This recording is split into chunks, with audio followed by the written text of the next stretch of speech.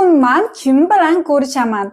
Bugun uchrashuvga tayyorlanamiz va kiyim kiyib olamiz. Kiyimlarimni kiyib, yuzimga ozgina qarab, sochlarimni ozgina taxlab olamiz va kim bilan uchrashganimni bo'lsa, keyingi videoda qo'yaman. Ketdik, endi tayyorlanamiz.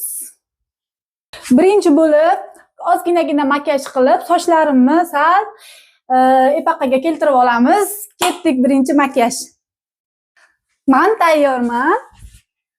Lekin bu kiyimda ketmaymiz. Endi kiyimimni almashtirib olaman. Ketdik. Tayyorman. Endi yuzimga mis sepamiz talpadan. Mazzada shu.